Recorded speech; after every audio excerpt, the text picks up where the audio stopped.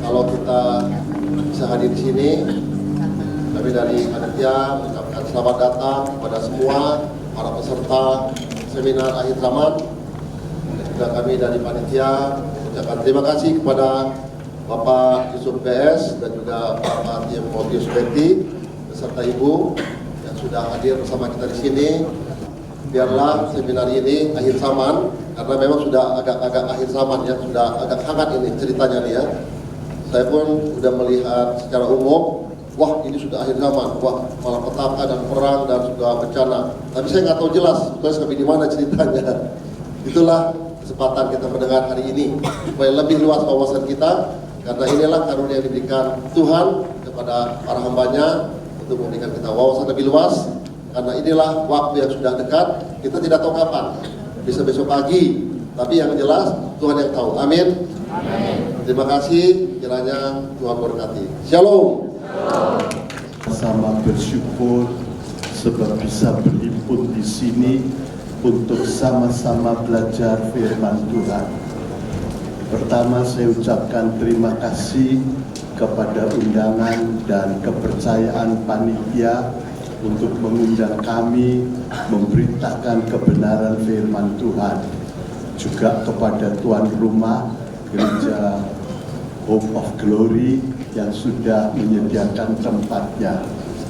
Kiranya Tuhan menolong kita supaya kita bisa mengerti lebih makin dalam mengerti kebenaran firman Tuhan yang makin dibukakan ya.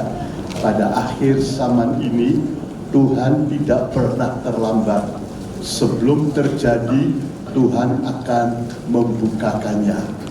Sebelum Sodom Gomora dibakar, Tuhan kasih tahu sama Abraham. Juga sebelum banjir 7 hari sebelumnya Nuh diberitahu.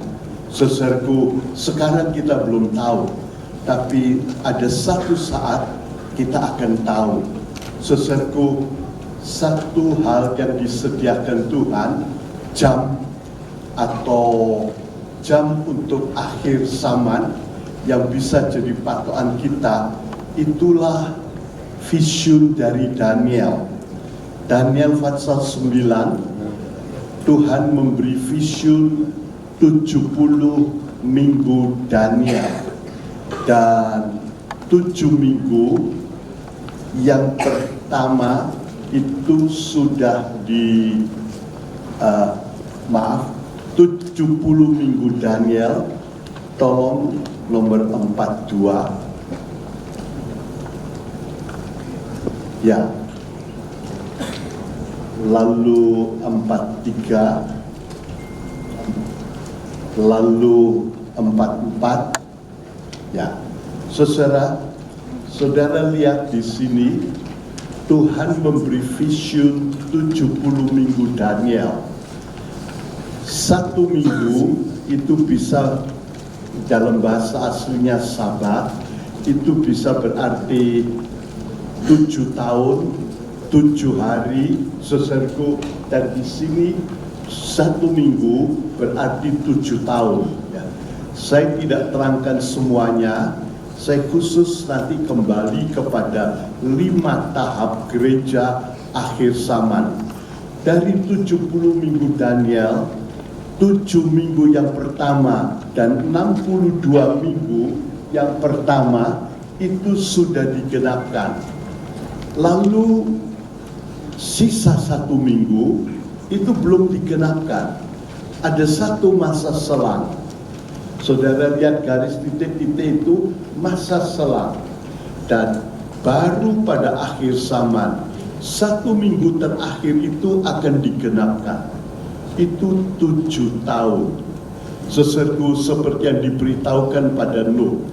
Dan minggu terakhir ini menjadi lonceng akhir zaman yang banyak berarti semua peristiwa akhir zaman memuncak di sini dan digenapkan di dalam minggu ke-70 Daniel yang terdiri dari 7 tahun.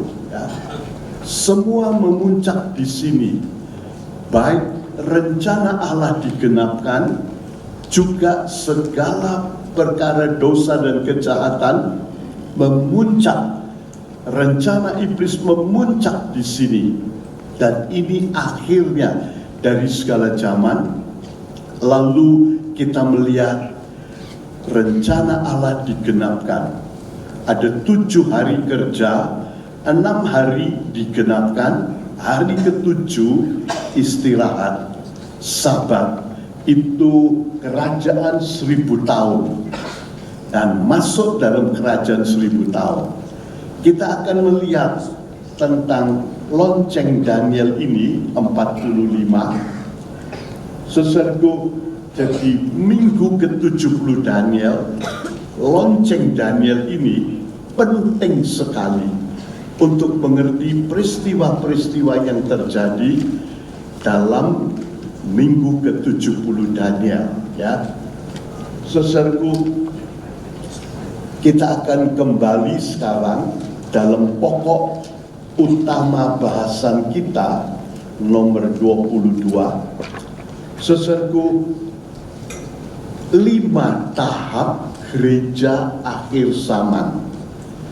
Saudara, saya sebutkan satu-satu, lalu kita akan rinci satu persatu. Kalau ada pertanyaan, kalau ada kesempatan, saudara boleh tulis di secari kertas. Nanti kita akan usahakan menjawab, ya. Panitia bilang ya kira-kira sekitar jam 1 kita selesai, dan kalau mau diteruskan saya tidak keberatan sampai jam 2 ya boleh. Saudaraku, kira-kira jam 1 pertanyaan yang bisa akan dijawab. 5 tahap gereja akhir zaman. Yang pertama itu di sebelah 1 ada nomornya 1, 2, 3, 4, 5 adalah gereja zaman sekarang. Gereja zaman sekarang ini gereja campuran, ya, campuran antara gandum dan lalang.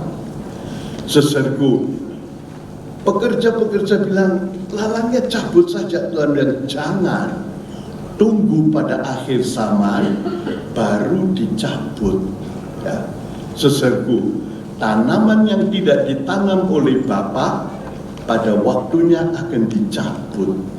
Lalang itu cerita orang-orang di dalam gereja, saudaraku, tapi hidupnya dia belum lahir baru atau sudah lahir baru tetapi saudaraku undur. Saudaraku, Matius 7 ayat 21, tidak semua orang yang masuk gereja, tidak semua orang yang berseru Tuhan, Tuhan, tidak semua orang yang menyanyikan Tuhan, Tuhan masuk dalam sorga. Saudaraku, itu kata firman Tuhan, ya. Saudara, bahkan ada yang berbuat mujizat, mengusir setan, mengajar. Tuhan bilang, aku tidak kenal kepadamu, undurlah daripadaku, engkau yang berbuat jahat. Orang beriman yang betul itu mati lepas dari dosa. Istilah itu dari Rom 6 ayat 2. Saudaraku, terjemahan lama atau KJI, KJI itu King James Indonesia. Saya pakai 3 terjemahan lama, KJI, LAI, terjemahan baru, dan terjemahan King James Indonesia. Itu diterbitkan oleh LAI bersama majalah Tulang Elisa, ya. Apa yang saya bicarakan, saya ada di dalam Tulang Elisa nomor 84. Saudara bisa melihatnya nanti di belakang. Saudaraku, mudah-mudahan dalam 2 session saya bisa menyelesaikan sebanyak mungkin, ya. Jadi saudaraku, orang beriman itu harusnya hidupnya mati lepas dari dosa. Jikalau putra itu memerdekakan engkau, maka merdekalah engkau dengan sesungguhnya. Yahya 8:36. Galati 5 ayat 1, sekali merdeka, tetap merdeka. Jangan engkau diperhambakan oleh kuk perhambaan itu lagi. Harusnya orang Kristen begitu, saudaraku. Sebab Tuhan mati untuk melepaskan dosa kita. Yesus berarti pelepas dosa, melepaskan dari dosa, saudaraku. Dan baru kita bisa tumbuh dengan baik di dalam Tuhan. Jadi gandum itu orang-orang yang lahir baru dan tumbuh dalam kesucian, tidak hidup dalam dosa. Saudaraku, segala perkara dosa harus dibuang. Kalau kita sudah mengerti, lepaskan. Hari ini jikalau engkau mendengar suaranya, kita tahu itu dosa, jangan keraskan hati. Saudaraku, keras hati itu artinya definisinya Ibrani 3 ayat 15, hari ini. Kalau tahu, lepaskan. Kalau bilang, ya besok-besok saja, itu namanya keras hati. Dan orang keras hati, itu dosa akan tumbuh dengan cepat. Saudaraku, kita harus hidup dalam kesucian. Setiap kali makan perjamuan suci, tidak boleh dengan dosa. Siapa yang makan perjamuan suci dengan tidak memeriksa diri, dia makan satu hukuman atas dirinya. Sebab itu mesti makan perjamuan suci, periksa diri. Itu 1 Korintus 11, 29, 30, 31. Saudaraku, saya berusaha, bukan usaha saja, pegangan. Apa yang saya beritakan ada ayatnya. Jadi bukan saya, ini bukan paper saya, bukan tesis saya. Saya cuma menyampaikan firman Tuhan, kebenaran-kebenaran. Kita harus jadi orang yang mati lepas dari dosa, merdeka, saudaraku. Biarpun dibenci, tidak membalas dosa, tidak bereaksi dosa. Rom 12 ayat 21, jangan kamu ditewaskan oleh kejahatan, tapi tewaskan kejahatan dengan kebaikan. Kalau ada dosa, jangan bereaksi dosa. Biarpun kita dirugikan, jangan benci. Saudaraku, biarpun ada godaan, jangan ingin. Saudaraku, baik godaan uang, kemewahan, kita tidak boleh ingin. Ingin sudah dosa. Saudaraku, mungkin ada satu jenis lain, perempuan atau laki-laki menarik. Saudaraku, Tuhan bilang, jangan memandang seorang perempuan dan ingin akan dia. Itu sudah berzina. Matius 5:28. Orang mungkin kaya, kita ingin bagaimana bisa mendapat kekayaannya. Itu juga tidak boleh. Kita bisa. Saudaraku, 1 Petrus 4 ayat 1, jikalau satu orang mau menderita sengsara dalam tubuhnya, dia akan berhenti berbuat dosa. 1 Petrus 4 ayat 1, tolong dibacakan dalam KJI, ya. Saudaraku, itu sedikit lebih jelas, tapi tidak terlalu berbeda. Orang beriman, bukan orang dunia, sudah dilepas dari dosa, tapi kita ini masih hidup dalam tubuh dosa. Saudaraku, kadang-kadang mungkin saya belum biasa di sini. Kalau saudara ingin lihat beberapa keterangan lebih lanjut, ada dalam buku-buku yang di muka pintu, saudaraku, tentang tebus tubuh. Manusia itu terdiri dari the inner man and the outer man. Waktu kita percaya Tuhan Yesus, the inner man, manusia batinnya sudah ditebus. Kita jadi baru, kita lahir baru. Tapi manusia lahirnya, tubuh ini belum ditebus.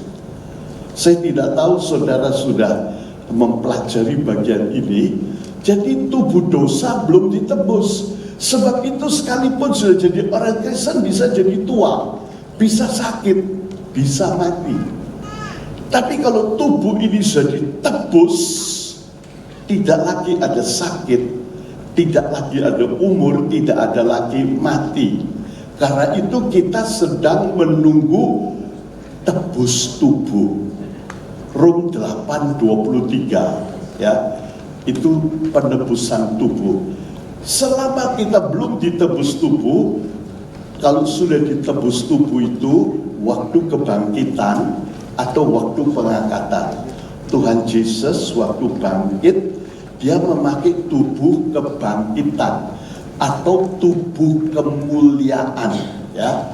Filipi 3:21 itu tembok tembus, tidak makan, tidak mati, naik ke atas, tidak perlu pakai helikopter. Tidak mempromosikan buku, tapi beberapa saya taruh di luar, saudaraku, meskipun cukup berat dan banyak biayanya untuk membawa ke sini, tapi mungkin kalau bisa jadi berkat buat saudara, saudara bahkan dapat harga normal dipotong sedikit, ya. Meskipun ada ongkos kirim yang banyak sekali.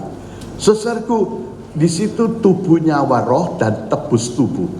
Jadi selama kita dalam tubuh ini ditarik oleh tubuh kepada dosa, ingin makan, ingin tidur, ingin berzina, ingin benci, ingin melawan, itu keinginan tubuh.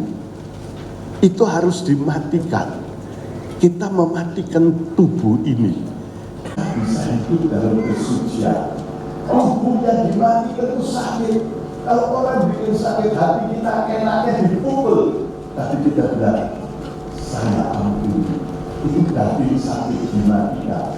Siapa yang mau merasai sakit dalam tubuh akan berhenti berbuat dosa. Coba tolong dibacakan 1 Petrus pasal 4 ayat 1. Kalau naik untuk dinyalakan, silakan naik. Ya, kalau naik dari bawah, berhenti dari dosa. Orang dunia tidak bisa. Orang di India menyiksakan tubuhnya, tidur di atas paku supaya berhenti berdosa. Tidak bisa. Di Enderman, manusia batinnya tetap orang lama. Waktu kita percaya Yesus, manusia batinnya kita berubah jadi orang baru. Kita bukan lagi dari dunia, kita dari atas.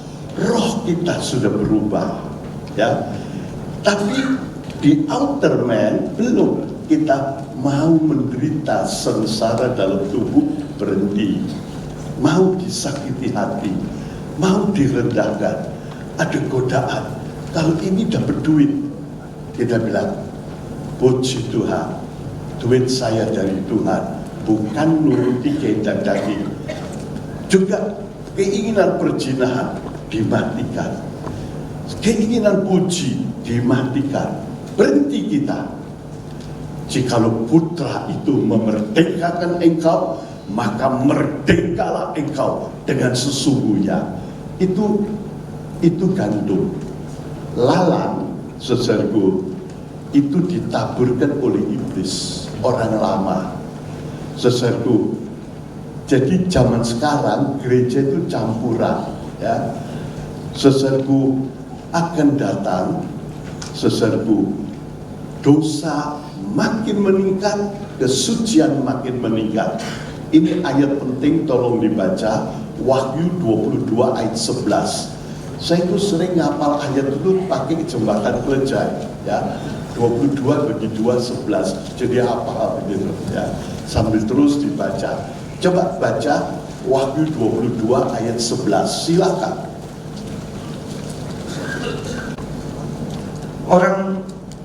Orang yang tidak benar, biarlah ia terus berbuat yang tidak benar. Dan orang yang cemar, biarlah ia terus cemar. Dan orang yang benar, biarlah ia terus mengerjakan kebenaran. Dan orang yang kudus, biarlah ia terus kudus.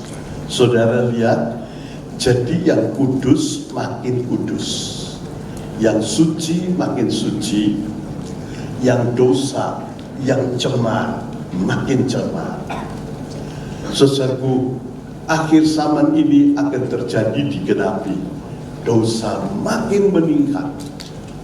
Saya ceritakan dulu garis besarnya, ya. Tapi juga kesucian makin meningkat. Di mana-mana kita lihat kebencian, pembunuhan, perzinahan makin meningkat. Saudaraku, homo itu salah satu puncak dosa perzinahan. Tapi jangan lupa, kesucian juga makin meningkat. Allah tidak pernah gagal. Ini dua-dua meningkat, saudaraku. Lalu terjadi pemisahan nomor 32. Saudaraku, dulu yang di sebelah permulaan itu beda suci dan dosa itu sedikit. Tapi dosanya tambah banyak, tapi kesuciannya juga tambah banyak, tambah naik. Saudaraku, ini Wahyu 22 ayat 11 bisa disebut polarisasi. Polarisasi itu artinya menjadi dua bagian yang bertentangan di dua kutub yang berbeda. Makin suci, makin najis. Saudaraku, dulu atau sekarang masih yang jahat dan yang suci itu beda. Ya lumayan, tapi tidak seberapa. Tambah bedanya tambah banyak. Akhirnya tidak bisa cocok. Lut sama Abraham itu sahabat baik, itu pamannya, omnya. Tapi Lut makin jahat, dia tidak bisa cocok. Sudah ditolong 2 kali, tetap Lut tidak mau balik kepada Abraham. Saudaraku, saudara lihat rohnya lain, kerinduan yang lain, rekreasinya lain, kesukaannya lain. Saudaraku, satunya seperti Daud, siang malam memikir-mikirkan hukum Tuhan. Satunya lihat film terus, apalagi sekarang, saudaraku, dengan HP dan sebagainya. Lama-lama tidak bisa cocok. Akhirnya berpisah, polarisasi. Yang suci makin suci, yang najis makin najis. Lalu gereja akan mulai terpisah. 22. Saudaraku, saudara lihat gereja mulai terpisah. Pada akhir zaman ini, gereja itu akan terbagi 2. Gereja jalan lebar dan gereja jalan sempit. Ini dinubuatkan dalam Wahyu 2 dan 3. Ada 7 gereja akhir zaman, saudaraku. Tapi itu ada 2 bagian. Satu gereja jalan lebar, saudaraku, PTLS. Itu PTL singkatannya mestinya Praise the Lord, PTL. Tapi ini cuma di mulut. Pergamos, Tiatira, Laodikia, dan Sardis. Ini 4 gereja di jalan lebar. Ini nubuatan Wahyu 23. Dan 3 gereja, Efesus, Smyrna, Philadelphia, itu gereja di jalan sempit. Saudaraku, akan ada 2 macam gereja. Jadi orang lama-lama bisa memilih lebih cocok di gereja mana. Seperti Lut, waktu Abraham bilang, sudah kamu pilih saja, kamu ke kiri, saya ke kanan. Wah, kesempatan. Lut pergi ke dekat Sodom, lama-lama masuk, cocok hatinya. Saudaraku, jenis mencari jenis, terjadi perpisahan. Gereja mulai terbagi. Ada gereja jalan lebar, ada gereja jalan sempit. Itu daya tarik gereja jalan lebar, perkara-perkara yang ada di jalan lebar. Gereja jalan sempit, perkara-perkara di jalan sempit. Saudaraku, saudara lihat, ini akan makin nyata. Sekarang tadi fase pertama gereja zaman sekarang belum begitu jelas, tapi sudah ada gereja yang meresmikan homo. Saudaraku, itu puncak-puncaknya dosa seks. Saudaraku, sudah bosan sampai akhirnya lebih gampang, dan itu menular. Saudaraku, jadi kita lihat tubuh Kristus terpisah, dan tubuh Kristus yang terpisah itu makin bisa disucikan, diisi dengan fasilitas Tuhan yang limpah. Saudaraku, Roh Kudus bisa bekerja makin banyak dan disucikan. Saudaraku, ini polarisasi. Saudaraku, kita lihat ada 2 tahap. Nanti kita lihat lebih lanjut. Gereja yang disucikan, Roh Kudus bekerja sehingga makin suci. Di mana kita minta Roh Kudus bekerja, Roh Kudus selalu mau bekerja. Tapi kalau ada dosa, tidak bisa tahan dia. Namanya saja Roh Kudus. Jadi kalau tidak kudus, tidak tahan. Kalau dipaksakan, nanti orang berdosa itu bisa mati. Saudara lihat, seperti dalam hujan awal, Roh Kudus bekerja luar biasa. Ananias Safira, dia bohong, mati di tempat. Kalau kita minta Roh Kudus lawat kami, kerja dengan heran, oke, tapi kamu jangan simpan dosa. Itu bertentangan. Kalau iblis tidak apa-apa, Roh Kudus diundang, kita kerjasama. Saudaraku, tapi Allah tidak mau. Saudaraku, dia tetap hidup dalam kesucian. Yang sudah terpisah makin cepat disucikan, dan akhirnya rencana Allah digenapkan. Terjadi tubuh Kristus global. Saudaraku, kita lihat gereja jadi ajaib. Saudaraku, 3 pribadi Allah bekerja di dalam Dia 40, Wahyu 12 ayat 1. Saudaraku, dan di situ Bapa, Putra, dan Roh Kudus 40, nomor 40. Saudaraku, gambar perempuan, Wahyu 12 ayat 1. Saudara lihat, siaga suatu ajaib, a wonder. Bintang-bintang Roh Kudus, matahari cerita bulan, cerita Allah Bapa, dan bulan itu cerita tentang Tuhan Yesus, bulan yang jadi darah. Saudaraku, Allah bekerja sepenuhnya, gereja tumbuh sampai kepada puncaknya.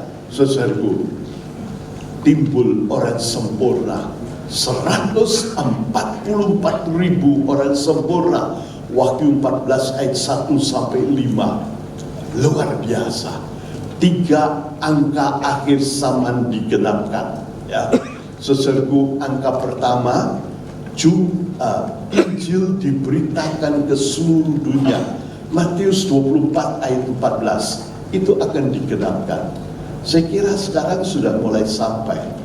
Pernah satu kali saya ke Guangzhou, saya tanya di front desk hotel, bahasa Inggris, George tidak mengerti. Kira-kira itu tahun 82, sekitar itu. Saya tidak ingat tepatnya. Tapi sekarang semua orang tahu. Saudaraku, Injil kelihatannya sudah sampai di seluruh dunia, baru datang kesudahannya. Itu angka pertama. Angka kedua, Rom 10 ayat 25, jumlah orang masuk iman genap, baru Israel diselamatkan.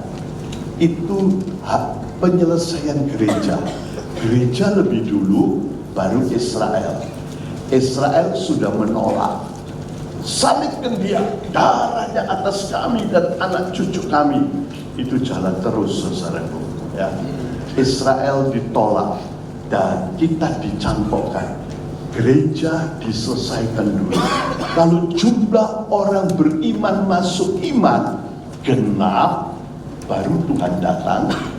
Gereja yang sudah digenapkan diangkat, dan zaman Israel mulai. Tuhan pemerintah di atas bumi. Tuhan Yesus, putra Daud, di atas takhta Daud dalam kerajaan 1000 tahun.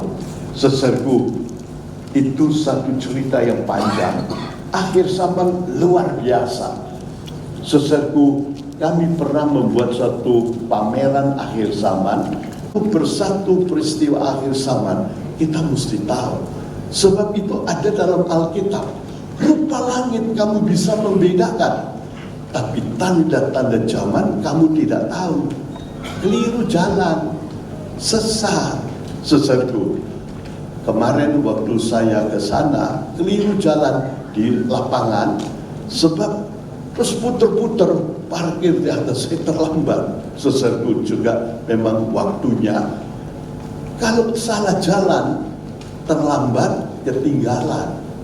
Kita mesti tahu tanda-tanda akhir zaman sudah ada dalam firman Tuhan, dan Tuhan akan memberikan pengertian itu pada hamba-hambanya di seluruh dunia, dan itu kalau disatukan kita akan mengerti lengkap. Saudaraku, supaya kita jangan bodoh, saudaraku, kita mesti mengerti tanda zaman supaya tahu sekarang sudah sampai di mana dan bisa memilih yang baik. Nasib bukan ditentukan oleh kebetulan, tidak ketiban bulan, tapi kita sendiri yang menentukan dengan memilih Tuhan Yesus. Biarkah kamu dapat mengambil keputusan yang sungguh dengan, saudaraku, keputusan yang sungguh mempercayai Tuhan Yesus. Lukas 12:57. Dan kita akan masuk dalam rencana Allah yang indah.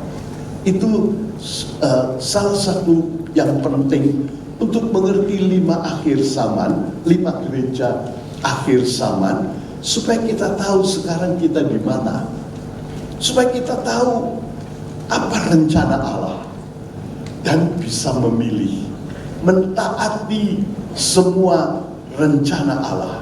Bukan cuma mengerti tapi melakukan. Dan kita akan masuk dalam proyek penamatan rencana Allah.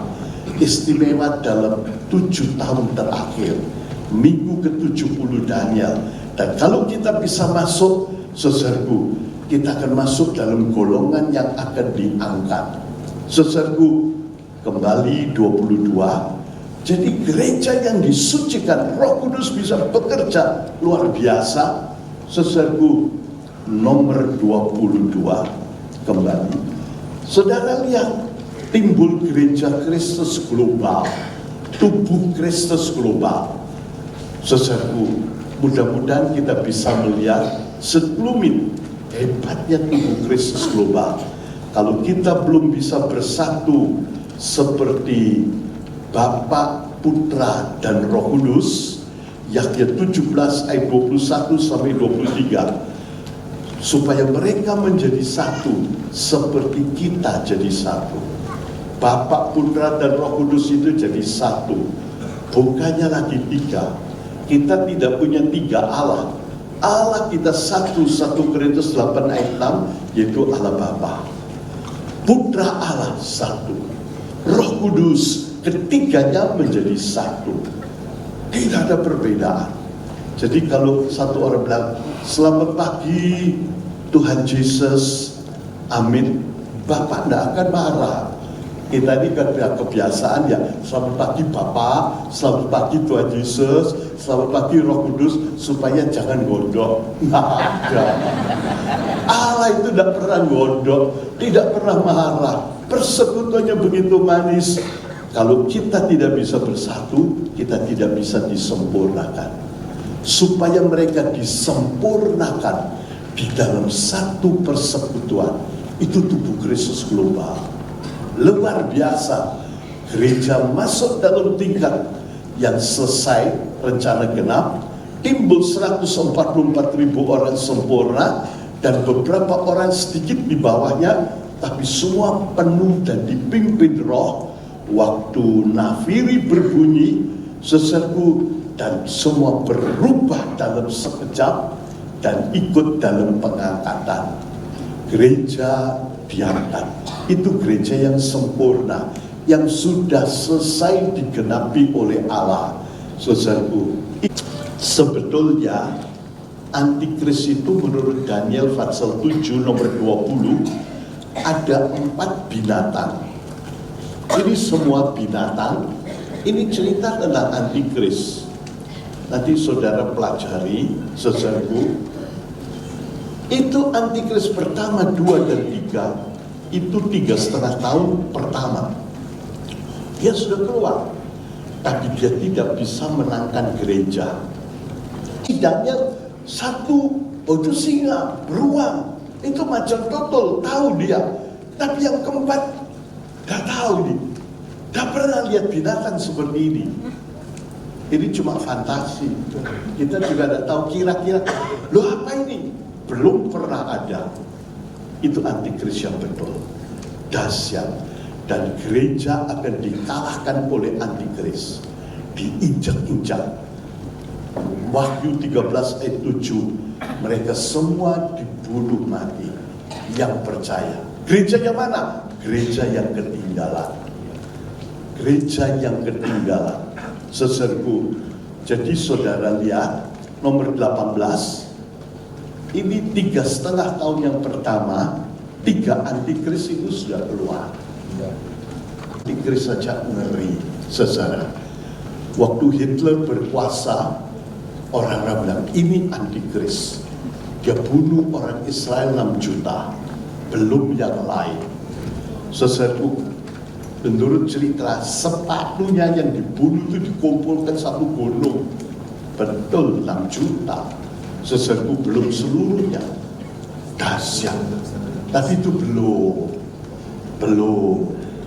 Idi Amin waktu itu pembunuhan begitu banyak, belum. Nanti 3,5 tahun keluar 3, gereja menghadapinya, tapi gereja tidak kalah, gereja menang. Tapi sesudah pengangkatan gereja menghadapi, itu gereja yang ketinggalan. Saudaraku, dia diinjak-injak. Semua yang bertobat, yang ketinggalan itu sudah bertobat, dan dia percaya Yesus, semuanya mati dibunuh. Seperti menerusi api. 1 Korintus 3 ayat 15, itu tingkatan yang paling rendah. Selamat seperti menerusi api. Saudaraku, bayangkan nomor 39, kalau ada satu hutan terbakar, lalu orangnya disuruh jalan menerusi api, begitu dahsyatnya. Tapi daripada masuk neraka, banyak orang memilih mati. Waktu pengangkatan itu mengerikan. 2 orang jalan, toto but hilang 1. Toto bapak ibunya tidak bangun, anaknya ketok-ketok nggak bangun, sandalnya masih ada. Akhirnya dijebol, kelihatan cuma dasternya, piyamanya, kacamatanya, gigi palsunya. Orang kalau terangkat, semua tubuh ini seperti jadi asap. Seperti Tuhan Yesus, mayatnya itu bungkus kain kafan, 1 tangan, semua lengkap di tempatnya. Tubuh ini seperti jadi asap hilang. Itu di seluruh dunia terjadi bersamaan. Ada yang masih tidur, ada yang masih kerja. Kubur terbuka, orang yang diangkat naik. Bukan pintu keluar, tapi sebagai tanda. Semua orang Kristen yang ketinggalan ngeri. Saya harap kita semua tidak ada yang ketinggalan. Sesuatu ya, dalam dosa. Mikir benci pun jangan. Mikir perjinahan pun jangan. Pornografi itu berzina. Dulu ada dosa S1000. Tahu saudara? Dosanya Soleman itu namanya S1000. Soleman 1.700 istri, 300 gundik. Tidak ada yang bisa meniru. Saudaraku, punya istri 5 aja sudah bingung. Tapi sekarang banyak S1000. Siapa yang melihat seorang perempuan dan tergerak syahwatnya, dia berzina. Di internet bisa S1000. Itu dosa sekarang sudah meningkat sampai mendekati puncaknya. Wahyu 14 ayat 5, 144.000 orang yang sempurna, yang di Gunung Sion, tidak bersalah dengan lidahnya. Luar biasa. Orang kalau rohani, kalau ngerti firman Tuhan, ngerti juga rahasia pernikahan. Sebab itu Ayub bilang, dalam Ayub 31 ayat 1, aku berjanji dengan mataku tidak melihat seorang gadis. Saudara lihat, itu Ayub 31 ayat 1. Sebab itu biar istrinya brengsek kuadrat, saudaraku, anak Ayub 10 mati itu Tuhan tidak pernah ngawur. Dosanya melebihi batas. Kalau tidak akan dibunuh. Siapa yang membina? Ibunya. Terus menghujat.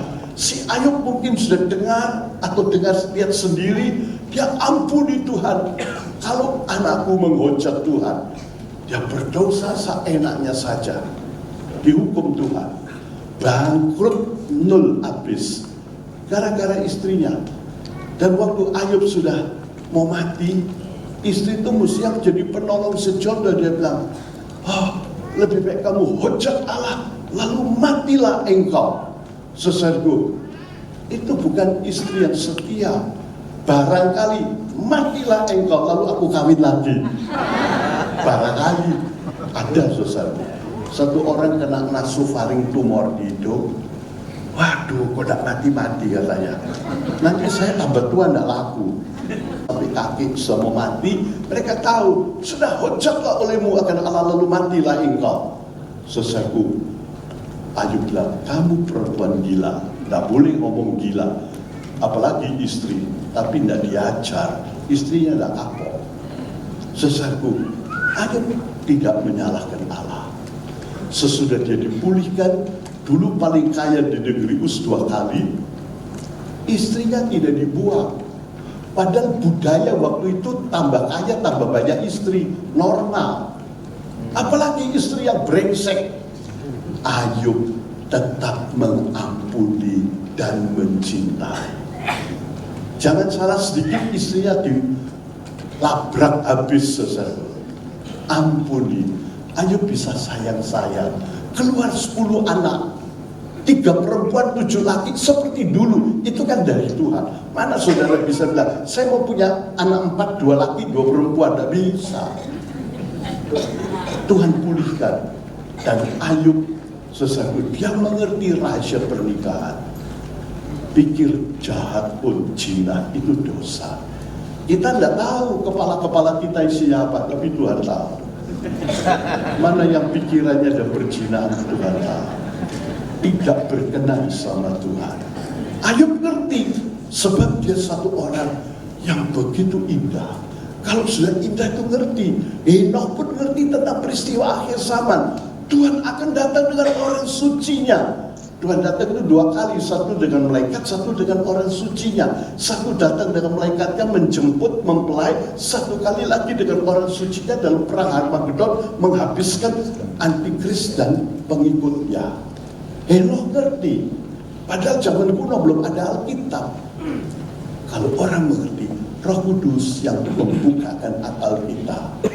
Kalau kita hidup dalam kesucian, indah, kita akan masuk dalam rencana Allah. Jadi kita perlu tahu ini tentang gereja yang terakhir masuk dalam api, sangat menderita.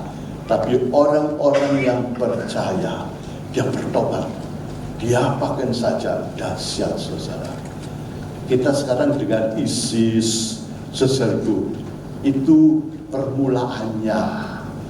Banyak mungkin yang lihat di Facebook atau di mana, siksaan yang begitu kejam, saudaraku, kejam.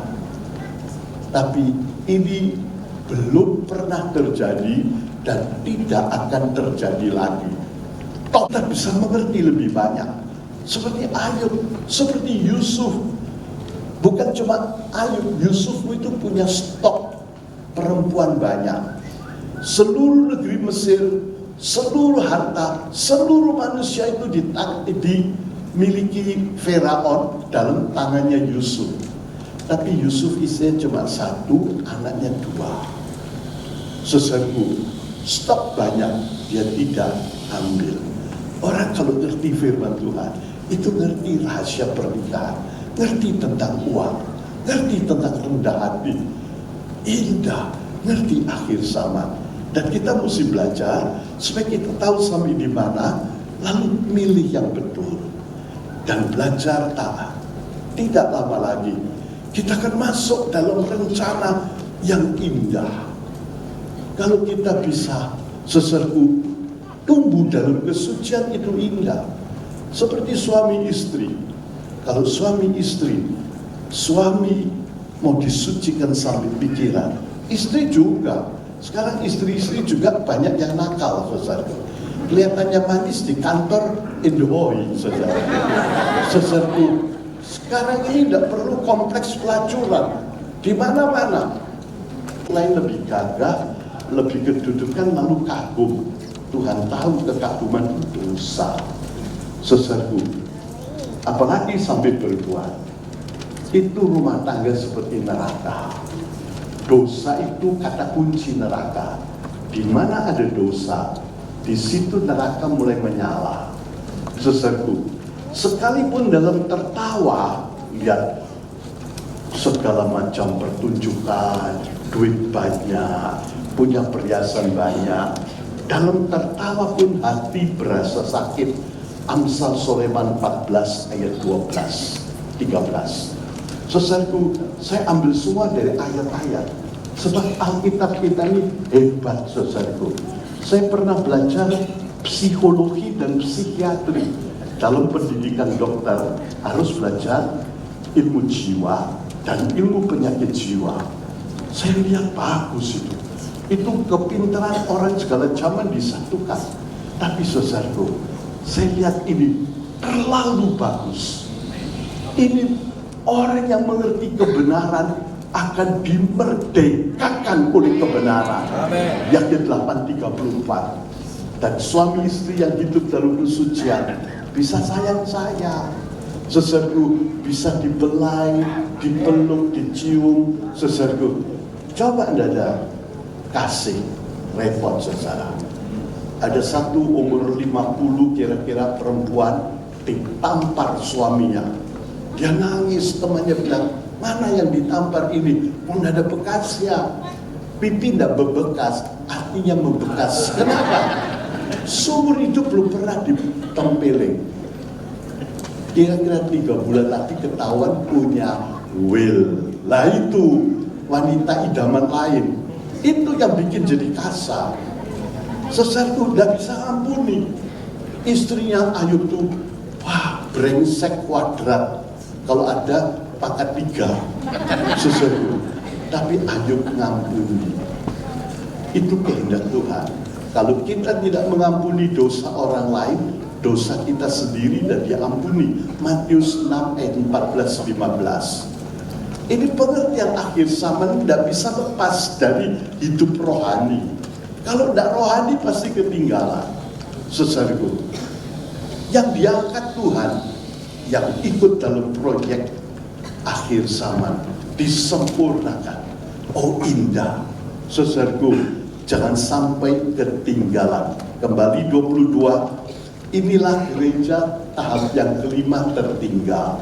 Sekarang kita akan melihat sedikit-sedikit tentang 5 tahap ini. Saudaraku, gereja zaman sekarang, saudaraku, jangan sampai jadi lalang, masuk neraka. Dosa tidak boleh masuk surga. Wahyu 21 ayat 27. Jadi sekarang kita minta ampun dosa hilang. Kalau sudah mati, minta ampun dosa tidak mungkin. Beda banyak. Orang kaya yang masuk neraka, Lazarus masuk surga, coba dia dikasih hidup 1 hari atau 1 jam saja, bisa pindah dia. Ampun Tuhan, ampun, uangnya orang saya kembalikan, dosa saya bereskan.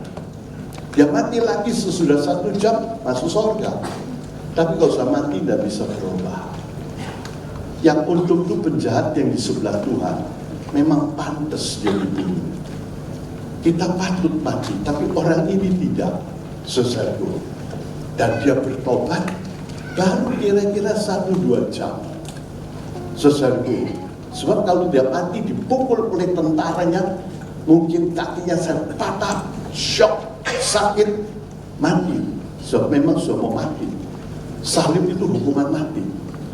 Masuk paling rendah itu halaman, di bawah, di situ juga orang yang mati dalam zaman antikris, rohnya itu tinggal di mezbah. di halaman. Orang zaman antikris, saudaraku, tingkatnya halaman. Ini penjahat cuma 1-2 jam sudah selamat. Suka menyiksa, saudaraku. Saudara lihat, orang-orang yang beriman yang masuk menderita luar biasa, tapi cuma dapat jubah putih dan daun palem, tiada pahalanya, seperti menerusi api. Coba dia hidup sebelum pengangkatan, bisa-bisa jadi nabi, jadi rasul. Oh indah, kalau kita mau menderita karena Tuhan, kita akan tumbuh. Anggaplah saudaraku, penderitaan zaman antikris itu 1000 kilo.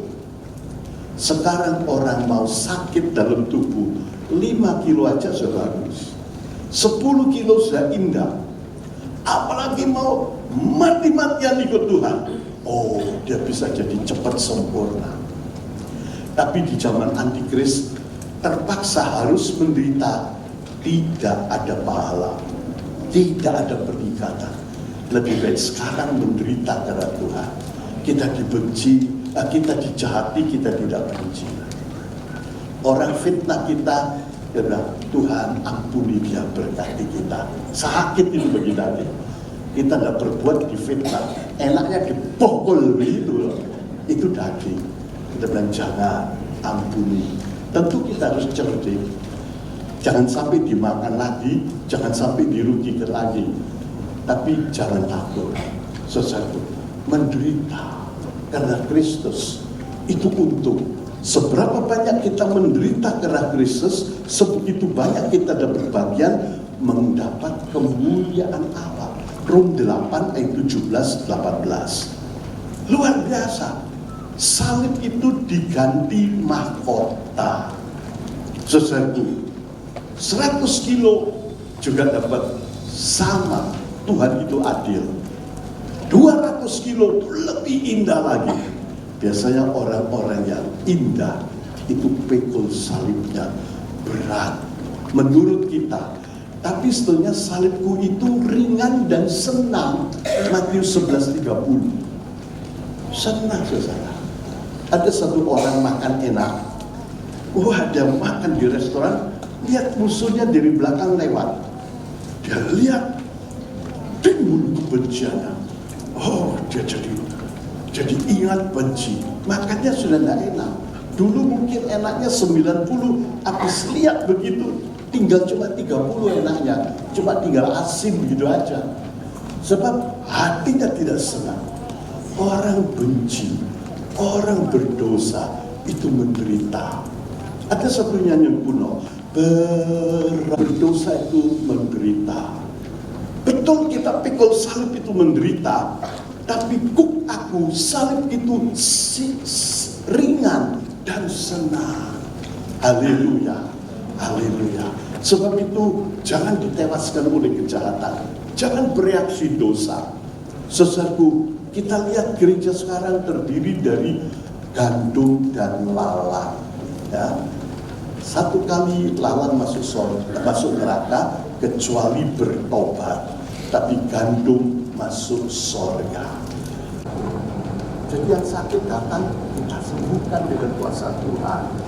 Sesuatu jadi yang sakit-sakit di tengah itu pengkhianat, itu ambil uang saya, betul, tapi jangan dibenci, dirubah jadi gandum. Sesuatu kita dapat mahkota dari Tuhan. Tentu kita harus hati-hati, dia datang lagi ini, saya punya proyek, saya perlu sekian ratus juta, saya tidak boleh. Saudaraku, kita jangan termakan, tapi jangan benci, jangan berpihak-pihak, supaya kita tetap benar. Kalau kita berkenan pada Tuhan, rencana Allah akan jadi dalam kita. Jadi lalat tidak boleh dicabut. Ayat 9, sesuatu supaya diselamatkan. Kalau di KKR itu ceritanya orang berdosa, bertobat, Tuhan ampuni dosamu, darah Yesus menutup. Kalau di gereja jangan, apalagi di seminar kita itu tidak lagi, jangan lagi soal dosa, akhirnya lakukan kehendak Allah. Kita harus hidup dalam kesucian. Tapi kalau di gereja ada yang rusak, tolonglah dia. Nasihati, doakan. Itu Tuhan kehendaki. Kalau sampai waktunya tidak mau bertobat, yang tidak ditanam oleh Bapakku, Matius 15 ayat sekian, dicabut. Satu kali pada akhir zaman akan ada perpisahan. Dia tidak akan bisa tahan. Lot tidak bisa tahan dengan Abraham. Itu padahal hubungannya baik. Lot tahu Abraham cinta sama dia. Bahkan dia mau mengorbankan nyawa untuk melepaskan dari Raja Kedorlaomer sesuatu. Dan sudah terjadi. Tapi Lot tidak bisa tahan. Nah, kalau orangnya cuma rekreasinya firman Tuhan, wah, belajar firman Tuhan, bersaksi, wah, kan kurang enak itu. Mesti ada variasi-variasi duniawi. Lain kadang-kadang beda. Sesuatu. Lawan jangan dicabut. Ya. Kita belajar supaya mereka bisa berubah. Tapi kalau tidak mau, satu kali akan terpisah. Polarisasi. Sesuatu. Apa yang menyebabkan terpisah? Banjir dosa. Dosa itu tambah lama tambah berani, tambah dahsyat. Sesuatu luar biasa. Orang kalau tidak punya pendirian hancur. Kita mesti mengerti firman Tuhan dan taat, itu jadi fondasi. Kalau tidak, hujan, angin ribut, banjir, roboh. Berapa banyak orang beriman roboh? Kalau terus ada kebencian, rohani satu kali roboh. Sesuatu. Kadang-kadang kita lihat seperti Samson, penuh pengurapan. 7 tahun rambut cerita tentang pengurapan Roh Kudus yang sempurna. Sesuatu dalam roh, nyanyi urapan sukacita, tapi juga main-main dalam dosa. Bisa. Itu banyak. Bukan banyak, saya tidak tahu angkanya, tapi hati-hati. Ternyata urapan masih ada. Delilah itu yang terakhir, belum sebelumnya ada perempuan-perempuan lain lagi. Urapan masih indah. Engkau hinakan kemurahan Allah dengan tidak tahu bahwa kemurahan Allah itu menarik engkau kepada bertobat. Itu Tuhan tidak setuju dengan perzinahan. Ibunya Samson bilang, kamu kawin, saya carikan orang Israel, tidak mau. Jalan terus perempuan-perempuan lain berzina tak tiada habisnya. Sesuatu tetap urapan datang. Sesuatu kadang-kadang dalam pelayanan urapan begitu limpah, wah, baik nyanyi, baik firman Tuhan, tapi diamnya berdosa. Masih kasih kesempatan. Anak itu belajar jalan jatuh, sudah nak, ayo bangun lagi. Jalan jatuh lagi, nangis kapok, tak mau jalan, jangan. Nah, lama-lama dia bisa. Dilatih, tapi harus mau rasa sakit dalam tubuh. Kalau kita tidak mau pikul salib, menyangkal daging, sesuatu menuruti daging terus, pasti jatuh dalam dosa, mula-mula dalam pikiran, lalu dalam perbuatan. Saya berarti boleh sedikit-sedikit. Allah itu keras sekali, tapi dia masih beri kesempatan. Jangan menghinakan kemurahan Allah dengan tidak mengerti bahwa kemurahan Allah itu menarik kita kepada pertobatan. Rom 2 ayat 4. Saudaraku, itu yang membuat banjir dosa. Orang jadi makin berdosa. Kalau kita tidak punya pendirian dalam firman Tuhan, mau dipimpin roh, hanyut saudaraku. Bukan cuma anggota biasa, orang yang dipakai Tuhan luar biasa bisa hancur. Bukan oleh kuat dan gagah, melainkan oleh Rohku. Kalau kita tidak ambil putusan hidup suci, saudaraku, terpengaruh, hanyut. Kedua, rohnya beda. Kalau saya suka anggur lama, tidak suka lagi anggur baru. Lukas 5:39. Ya. Saudaraku, anggur lama itu anggur dunia. Orang yang minum anggur lama tidak suka lagi anggur baru, kesukaan dari Tuhan. Sesungguhnya dia minum sampai mabuk, terus langsung tambah dosanya. Sebab itu jangan minum anggur lama, tapi minum anggur baru. Kesukaan dari Tuhan itu indah. Kerajaan sorga itu kebenaran, kesukaan, dan sejahtera. Rom 14 ayat 17. Saudaraku, indah. Banyak orang pikir ikut Tuhan jalan sempit itu.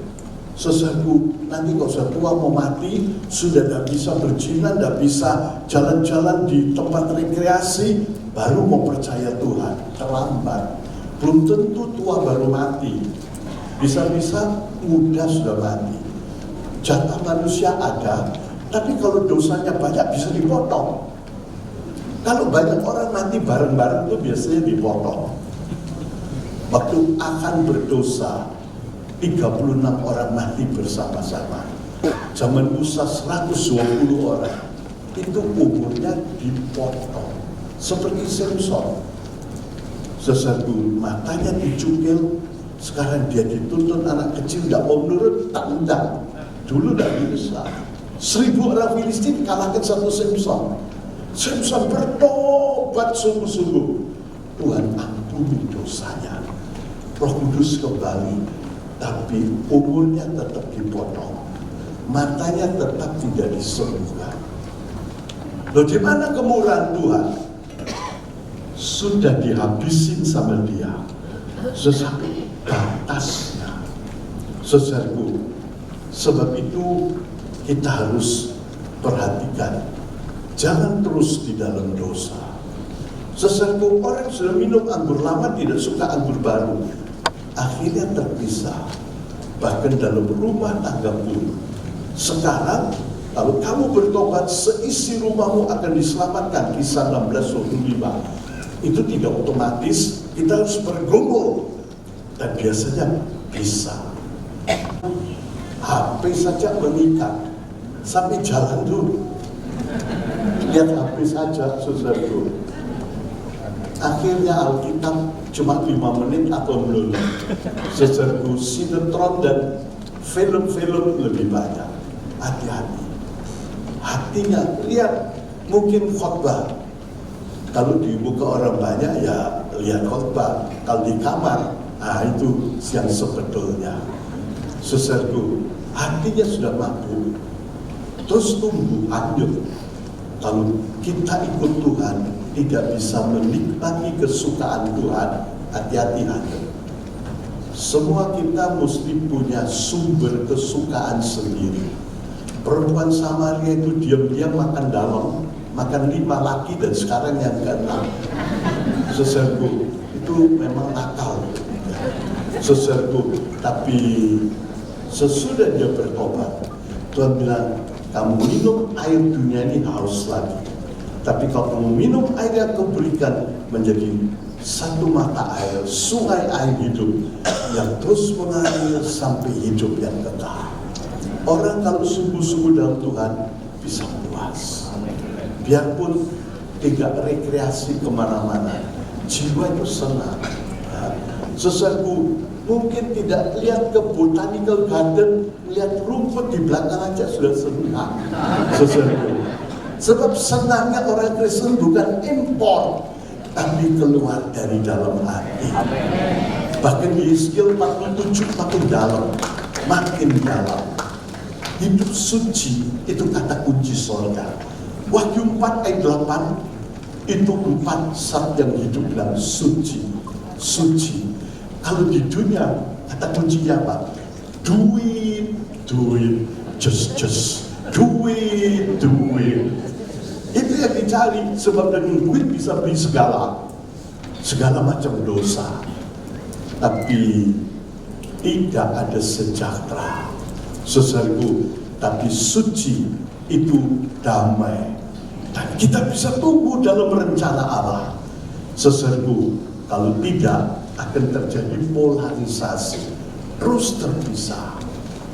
Yang suci makin suci, yang najis makin najis. Tuhan memang mengizinkan. Batas dosa itu Tuhan yang tentukan. Kalau Tuhan izinkan naik, seserbu. Jadi yang berbuat dosa makin banyak. Seperti waduk, kalau ada pintu air sekian, ya airnya cuma sekian. Kalau pintu airnya dinaikkan, naik lagi di waduk itu airnya. Berlangsung dengan sendirinya. Sebab dosa meningkat, orang hanyut, seserbu. Saudara lihat, daya tarik dosa itu luar biasa, seserbu, dan mulai terpisah. Tahap kedua, Tuhan sendiri turun tangan, seserbu, memurnikan. Itu namanya masa hukuman rumah Allah. Kita baca 1 Petrus 4 ayat 17. 1 Petrus pasal yang keempat ayat yang ke-17.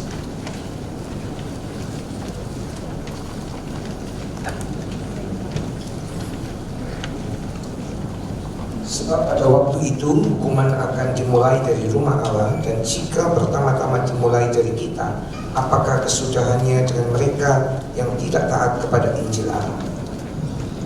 Hukuman mulai berlaku dalam rumah Allah. Hukuman itu ada dua macam. Hukuman dalam rumah Allah dan hukuman dalam dunia ini. Kita baca lagi 1 Korintus pasal yang ke-11. Tadi kita lihat di 1 Korintus 11 tentang perjamuan kudus, seserbu ayat 29-30, yang makan tanpa membedakan tubuh Tuhan. Jangan makan tubuh Tuhan dengan iblis. Jangan minum dari cawan Tuhan dengan cawan iblis. Itu tidak boleh. Itu menarik hukuman Tuhan. Yang minum dari cawan Tuhan, jangan minum anggur dari iblis, dari dunia. Lalu dalam ayat yang ke-32, tolong dibaca. Tetapi jikalau kita dihukumkan, maka kita diajar oleh Tuhan supaya kita tidak dihukumkan bersama-sama dengan dunia. Jadi saudaraku, ada hukuman dunia ini, ada hukuman dalam rumah Allah. Saudaraku, gereja waktu mau ditamatkan itu dibersihkan, disucikan. Ya, jangan dulu nanti minum. Saudaraku, gereja disucikan itu dengan sendirinya karena dosa, karena arus dosa, karena kesukaan minum anggur lama sampai mabuk. Saudaraku, rohnya sudah tertarik kepada dunia. Tapi kemudian kalau sudah mulai disucikan, mulai terpisah, Tuhan sendiri menyucikan. Itu masa hukuman rumah Allah dengan peraturan yang lebih keras. Setiap salah dihukum keras. 2 Korintus 10 ayat 6, tolong dibaca. Itu masa hukuman rumah Allah. Silakan. Dan bersiap sedia menghukumkan semua ketidaktaatan apabila ketaatanmu sudah sempurna di dalam dirinya sendiri, bahwa sebagai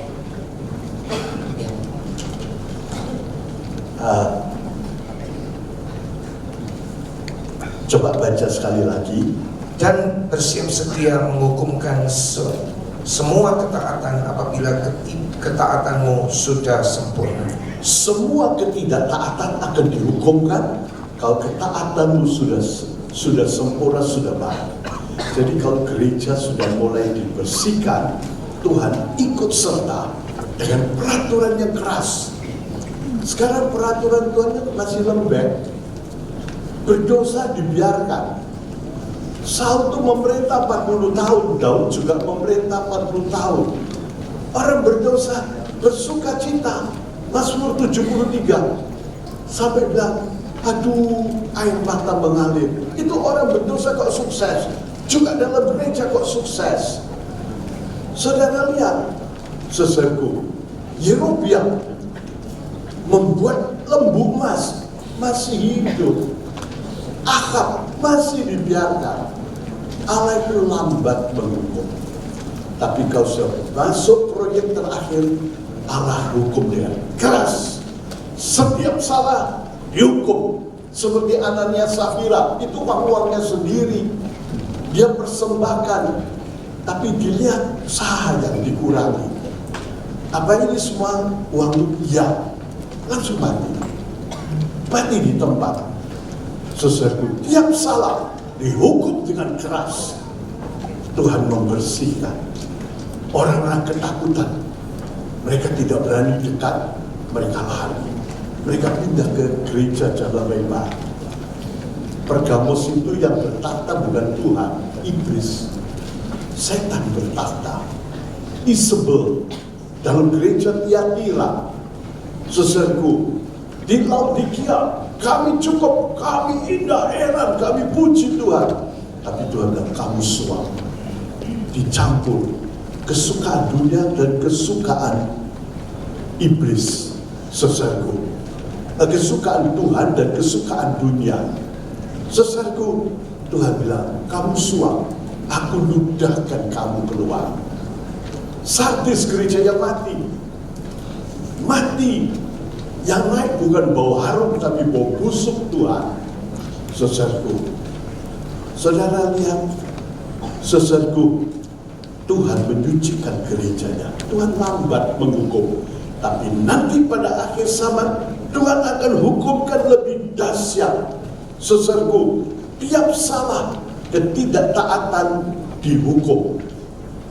Dan saudaraku, gereja makin disucikan. Yang separuh-separuh dibersihkan. Seperti orang memurnikan perak. Maliaki 3 ayat 2 dan 3.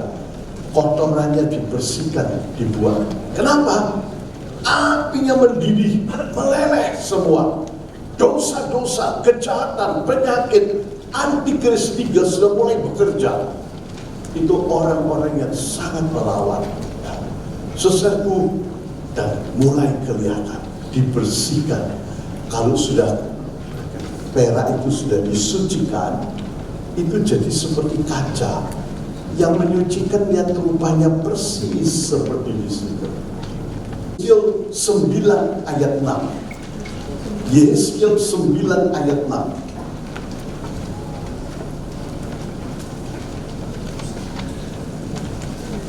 Yesaya 9 ayat 6. Orang-orang tua, teruna-teruna dan darah-darah, anak-anak kecil dan perempuan-perempuan bunuh dan musnahkan. Tetapi semua orang yang ditandai dengan huruf T itu jangan singgung, dan mulailah dari tempat kudusku. Lalu mereka mulai dengan tua-tua yang berada di hadapan bait suci.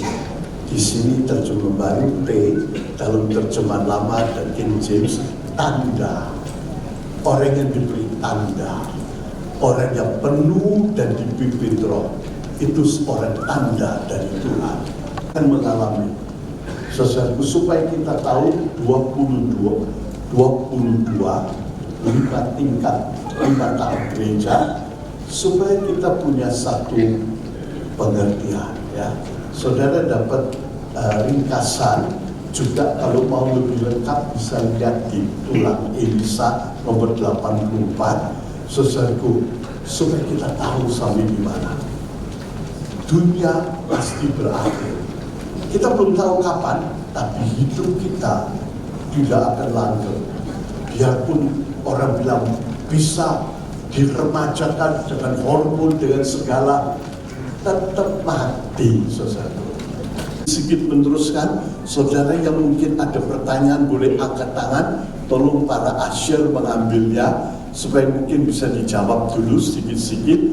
Lalu nanti sebab sebentar lagi saya akan mengakhirinya, ya.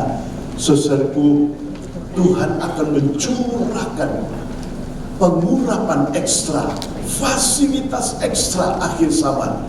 Gereja akan masuk di dalam penamatan rencana Allah. Sebagian akan sempurna, sebagian belum sempurna tapi sudah dipimpin Roh, indah, dan itu akan mengalami pengangkatan tidak lama lagi. Kita tidak tahu apa sekarang sudah mulai masuk, itu jadi tanda tanya. Kapan lonceng Daniel berbunyi? Kalau lonceng Daniel berbunyi, itu tandanya kita cuma punya 3,5 tahun. Terus pengangkatan 3,5 tahun zaman Antikris. Saudaraku, kenapa cuma 3,5 tahun? Dalam Wahyu pasal 11 ayat yang kedua dikatakan, saudaraku, halaman dan negeri suci itu akan diinjak-injak. Saudaraku, 42 bulan, 3,5 masa, 3,5 tahun, dan ruangan suci dan ruangan maha suci itu hilang. Mereka tidak kenal. Saudaraku, saudara lihat, kita harus terus meningkat. Itu nomor 4, tolong dilihat nomor 4. Saudaraku, ini skema kemah suci sama dengan skema Ka'bah, prinsipnya sama. Saudaraku, ada halaman, ada ruangan suci, ada ruangan maha suci. Tolong nomor 36, sambil mungkin pertanyaan boleh di saudara angkat tangan supaya Asyir bisa ambil pertanyaannya. Saudaraku, jadi kita lihat halaman warna merah sebelah kanan itu ruangan suci, saudaraku, dan ruangan maha suci. Tolong 35. Halaman itu orang berdosa luar halaman. Luar halaman itu orang berdosa, orang kafir tidak boleh masuk. Yang boleh masuk cuma orang Israel. Halaman itu cerita orang yang benar, dosanya diampuni, dan kalau dia sudah penuh Roh Kudus, dia jadi orang suci. Saudaraku, kita nggak bisa jadi suci. Suci itu sifat Allah. Paling-paling dosa kita diampuni, benar. Jadi di pengadilan, kamu tidak salah, ditok, kamu benar. Kita jadi orang benar. Bentuk benih. Kalau kita terus tumbuh dengan betul, kita akan jadi seperti dia. Jadi telur itu jadi seperti dia. Kita akan jadi seperti Kristus. Kasih makan terus. Belajar hidup dalam kesucian. Saudaraku, saya seringkali pakai 7 kebutuhan pokok rohani. Firman Tuhan itu diambil dari ruangan suci. Hidup dalam kesucian, berdoa, firman Tuhan, bersaksi, bersekutu, pelayanan bersama, dan kita akan tumbuh. Akhirnya jadi seperti Kristus. Orang-orang saudara belajar, itu bukan kemah suci atau tabernakel, bukan monopoli satu gereja yang pakai nama tabernakel. Itu Alkitabiah, Keluaran 25 sampai 40. Seluruh perjanjian lama itu berkisar dari kemah suci. Kalau kita mengerti imamat gampang, mengerti struktur orang Israel gampang. Bahkan wasiat baru pun di dalam terang firman Tuhan, sesuai dengan kemah suci. Sebab itu kita harus tumbuh di dalam Tuhan. Ada pertanyaan, tolong dibawakan. Biarkan berbuah 30, 60, 100 kali ganda. Jadi kalau mendengar firman Tuhan tidak mengerti, jangan berhenti. Belajar terus sampai mengerti, taati, akan berbuah 30, 60, 100. Kita jadi sempurna.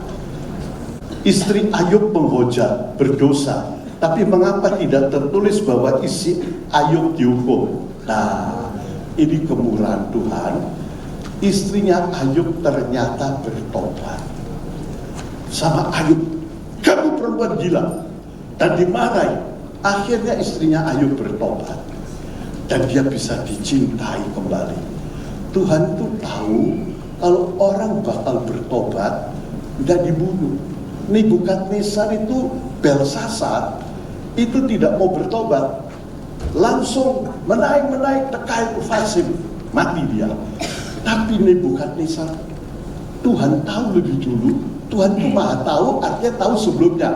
Dia tahu bahwa Nebukadnezar bakal bertobat, tidak dibunuh. Sesudah 7 masa dia bertobat. Dia bilang, Tuhannya Daniel, Tuhannya Israel, itu Allah yang Maha Kuasa. Tuhan tahu lebih dulu istrinya Ayub bakal bertobat. Dia ampuni. Saya punya 2 anggota, 1 tentara. Dia heran, dok. Itu pelor tidak punya mata, banyak mati. Dia pulang, kenapa dia tidak mati? Nah, sebab Tuhan lihat dia sungguh-sungguh cari Tuhan, dia bertobat, dia cinta Tuhan. Baru akhirnya dia mengerti. Ada lagi 1 jatuh ke sumur, yang lainnya sumur ke dalam, mati, saudara. Waktu saya tugas itu sumur di daerah saya itu kira-kira 70 meter. Ya. Ini orang nggak tahu berapa, semua biasanya mati. Dia tidak mati. Dia heran. Temannya bilang, untung kamu nasib baik. 10 tahun lagi dia percaya Tuhan, saudaraku, dan dia sungguh-sungguh. Itu sebabnya dia tidak mati. Dan microchip, benarkah ada hubungannya? Wah, ini panjang ya. Saya ceritakan pendek saja. Meterai antikris itu lawannya meterai Allah. Meterainya Allah itu Roh Kudus. Kalau satu orang percaya Tuhan lahir baru, itu dari pintu gerbang sampai pintu kemah dimeteraikan oleh Roh Kudus. Saudaraku, chip 666 itu lain lagi sama chip, itu luar biasa. KTP elektronik sekarang bisa dilacak semua. Saudaraku, simpen uang di mana masuk semua itu. Tapi itu belum begitu mengerikan. Kalau setan itu selalu niru. 3 Bapak Putra Roh Kudus, iblis, antikris, nabi palsu. Semua coba niru. Meterainya antikris itu roh Mammon. Si Soleman memasukkan 666 talenta emas, ingin akan uang. Itu akarnya segala dosa kejahatan. Roh. Jadi meterai antikris itu roh, bukan cuma dicap, tapi biasa dikuasai, dipimpin. Lebih dahsyat. Salah satu tulang Elisa cerita tentang meterai antikris, saudara boleh lihat di luar. Saya tidak ceritakan semua, ini jam-jaman saudara tahu cerita itu. Terus, apakah gereja mengalami aniaya sebelum rapture? Mengalami, tapi tetap menang. Saudaraku, si Petrus bolak-balik ditangkap keluar dari penjara, tapi tetap mati. Hujan awal ditandai dengan mati syahid. Saudaraku, mati syahid itu dapat bonus ekstra. Ya. Setia sampai mati. Hujan akhir tidak ada kematian, tidak mati syahid. Orang yang percaya dia dipelihara Allah sampai ikut pengangkatan. Itu dalam hujan akhir. Nanti saya ceritakan, itu suatu rahasia. Ya, saudaraku, belum sekarang. Ya, saudaraku, adakah tanda-tanda akhir zaman itu sebagai tanda-tanda untuk kedatangan kerajaan 1000 tahun? Atau kedatangan Yesus yang kedua kali ke bumi? Atau keduanya datang bersamaan? Oh, ini pertanyaan ini tanya dari awal sampai akhir. Tapi tidak apa-apa, saya coba jawab sedikit saja. Saudaraku, pelajaran akhir zaman itu sangat indah.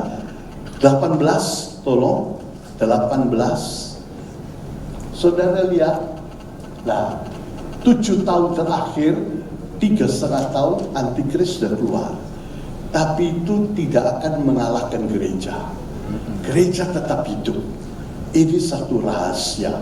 Tapi saudara pelajari 1 Korintus 15 ayat 51, 15 dibalik jadi 51. Ini satu rahasia. Namanya kalau rahasia itu ada waktunya terbuka. Tetap menang. Tapi dalam 3,5 tahun kedua itu antikris yang betul. Di tengah-tengah itu terjadi pengangkatan. Sebab antikris cuma memerintah 42 bulan, 1260 hari. 30 hari sebelumnya itu ada ekstra, di Daniel diterangkan. Tapi 1260 hari baru sesudah itu Tuhan Yesus turun kembali dengan orang sucinya, seperti yang dikatakan Enoch, perang Harmagedon. Seluruh dunia mati semua. Ini kiamat kecil. Coba sisa 144.000 orang yang belum kena capnya, orang Israel yang tidak kena capnya antikris. 144.000 itu ayatnya ada banyak. Juga kira-kira sekian banyak orang kafir sekitar itu, tapi kira-kira 7 miliar orang habis semua. Iblis dan tentara ditangkap, dimasukkan Abu Sos, di penjara 1000 tahun, tidak bisa keluar. Dunia jadi bersih, tidak ada setan. Mulai kerajaan 1000 tahun. Jadi tanda-tanda kerajaan 1000 tahun kita bisa baca, indah. Beberapa orang ingin, wah nanti jadi indah kerajaan 1000 tahun, pasti. Tapi itu nanti nyusul. Yang penting sekarang menunggu hari kedatangan Tuhan, ya. Tapi kita bisa tahu itu tanda-tandanya. Ada satu buku kalau saudara ingin belajar tentang seluruh akhir zaman dalam garis besarnya, ada, saudara bisa lihat buku peristiwa akhir zaman itu secara ringkas. Kemudian tiap bagian diuraikan lagi. Ya, belajar sedikit-sedikit. Ada yang satu buku kecil akhir zaman lengkap, lalu lebih besar, lalu lebih besar lagi. Step by step. Saudara bisa tanya di bagian buku, ada satu set khusus akhir zaman, diberi lagi ekstra diskon, bukan untuk cari uang, sekedar supaya saudara bisa belajar. Mereka membawa dari Surabaya itu dengan biaya banyak sekali. Seserku, tetapi sekedar supaya ada bahan perbandingan, saudara bisa baca, saudara yang punya Roh Kudus bisa ngerti. Salah satu tanda akhir zaman, ya, tapi saya belum yakin kalau itu antikris. Ngeri tapi belum. Antikris itu menguasai seluruh dunia, mungkin sebab ISIS itu digempur Rusia, Eropa, Amerika, bahkan seluruh dunia. Padahal jumlahnya sedikit, masih muncul saja. Saudaraku, bukan cuma kekuatan senjata, itu pengaruhnya, filsafatnya, itu di mendunia. Sampai di Indonesia juga cukup banyak. Waktu ada angket di Jakarta, saya baca di koran Kompas, saudaraku, 10% anak-anak SMA setuju. Itu di Kompas. Saudaraku, saya coba baca. Ini pemikirannya, hati-hati. Saya tidak tahu, ada sedikit kemungkinan, tapi nanti keluar dahsyat. 3 antikris bergantian, 3 binatang, dan nanti binatang yang keempat. Itu baru antikris yang sesungguhnya. Kepada orang Kristen yang sedang percaya tapi masih berbuat dosa, kalau orang Kristen berbuat dosa, dosa itu bukan cuma dosa, hatinya ingin. Itu yang jahat. Ingin dosa.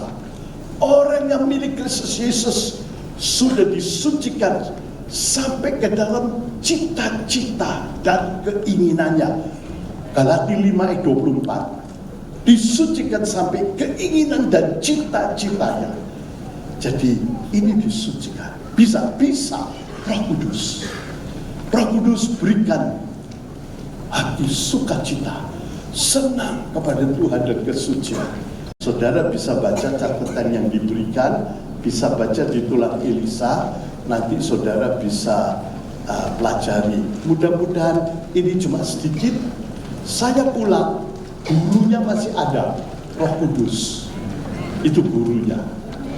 Saudaraku, dia akan menceritakan kamu tentang segala perkara. Pokoknya hidup suci. Kalau hidup dosa, matanya dibutakan oleh penghulu dunia ini. Dibutakan dengan pangkat, dibutakan dengan kesukaan dunia, dengan dosa, tidak bisa lihat sesuatu. Tapi penuh Roh Kudus.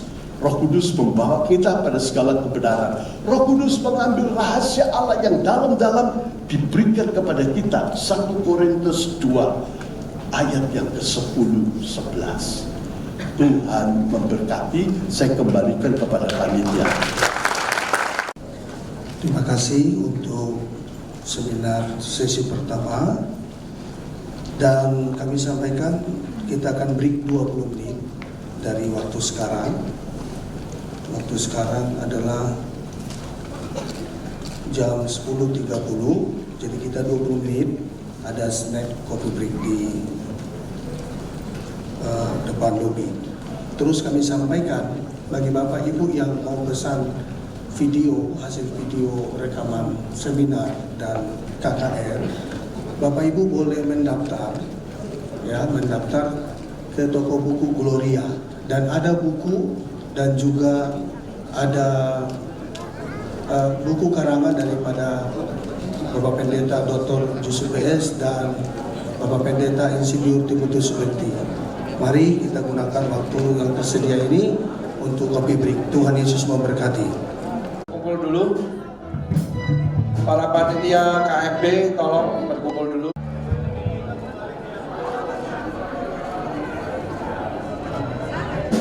Kumpul dulu. Para panitia KFB tolong